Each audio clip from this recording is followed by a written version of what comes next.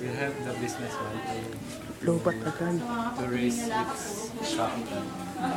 Okay. So you are mechanical? Yes, ma'am. Okay, how is this topic related to your course? Ma'am, actually, it's the subject. Because, yun nga po, every subject is a section. Every program like NE, CE, and other courses are in the same class. So, it's not really related to mechanical engineering. Subject, English subject. Okay, but then this is also helpful to your course because as students in Intramuros, we should know what is the place locally. Okay, so this is one historical place which you all know in your history. It suffered World War I,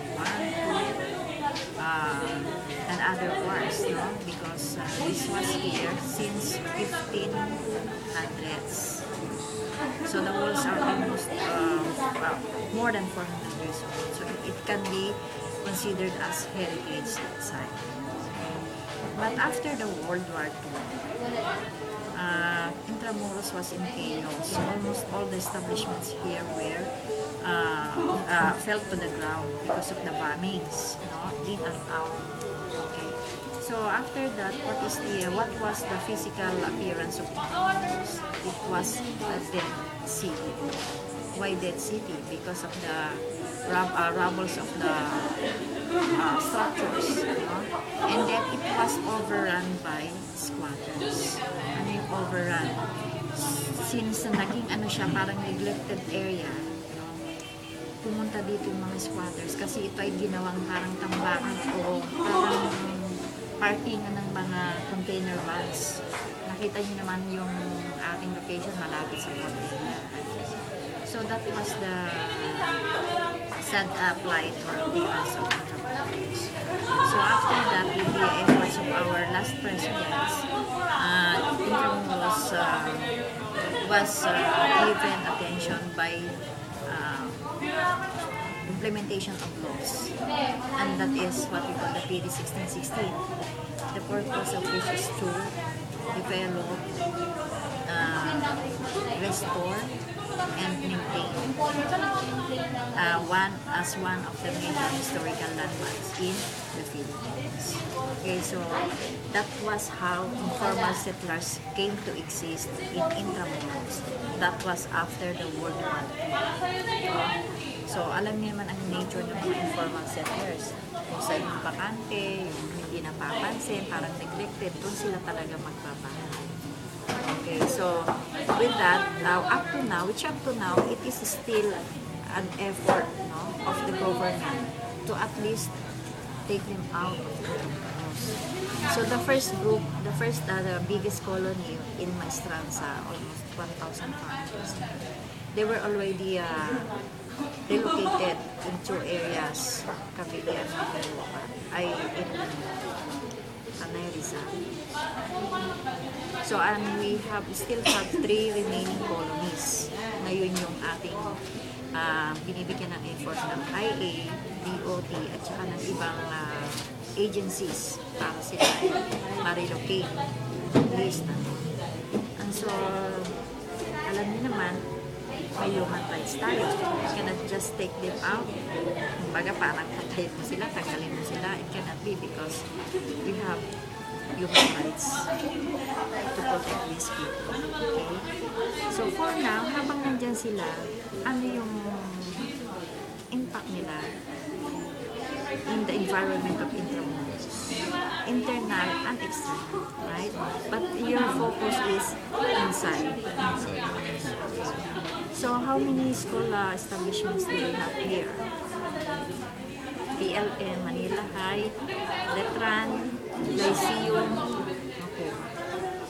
And there are other schools, training schools. Marami tayong training schools dito, ng mga maritime schools. So, hindi lang yung 5, kundi marami pa. Okay. So, do you have your list of questions? Yes, ma'am. We would like to ask certain questions now. Ano po sa dormitories po, kasi po, business po siya. How do you think, ma'am, the student population help the business inside the intramurals? Okay. So, we cannot discount the population number of the students here in Intramuros. With that 5 colleges and other training institutions, marami ang population. So, because of that, what is the immediate need of these people? A staying place or a boarding house in Intramuros. That's why we have so many boarding houses here, because there is a lucrative market for these people. The day population, as students, saan ba kayo nakatira? Outside? Outside. Okay. What if you are coming from other provinces or nearby provinces? So it will be difficult for them to travel every day. So ang ano mo dito is to look for a place where you can stay at night time. So yun yung number one need. That is the stimulus or the need for these boarding houses.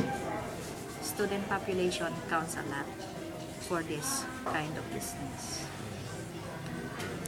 Second. Ma'am, second question. If these schools are not in here, do you think the Intramuros will still be a good place to start a business with? Without the school around here? I have to qualify the answer. No? You mean to say these existing schools here now? Yes, ma'am. If these schools now are out of Intramuros, well, we cannot deny that student population is quite big, and that is a good market for businesses. Kung titingnan mo anong nature ng mga businesses dito, number one is food. That is the primary need of students. Boarding house. Another, school supplies, services, computer rentals. Right? So, kung tatanggalin mo yung student population dito, mababawasan yung target market ng mga businessman dito. Kasi we are going to compare student population versus other population. Ano yung other population dito? Employees. Mostly employees. Okay. Families. Ang families dito, konti lang yung resident families dito kasi usually nire-rent out nila. No? Nire-rent out nila. Mabibilang lang natin yung talagang living here as residents. So, it has a big impact. Student population has a big impact to business in Intramuros. Ma'am, if the student population is a factor in starting a business, what kind of business are good to start with here in Intramuros? Again. If these schools are not in, if student population is a factor in starting a business, what kinds of business are good to start with here in Intramuros? So, if you have this entrepreneurial spirit, what do I mean by this? There are already existing businesses here. So, if you want to penetrate the place as a newcomer, what do you think first? The market. Okay, you have the market now, the students. So, what kind of business are you going to propose? Depends on their needs. It depends on their need. So, how are you going to come up with that kind of business? As we have said, we have already the food, boarding houses, computer rentals, stores for supplies and materials. What else can you still think of?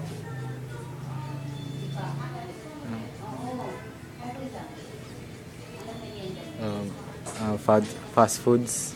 Okay, that is already food industry. Actually, parang yun lang po yung major.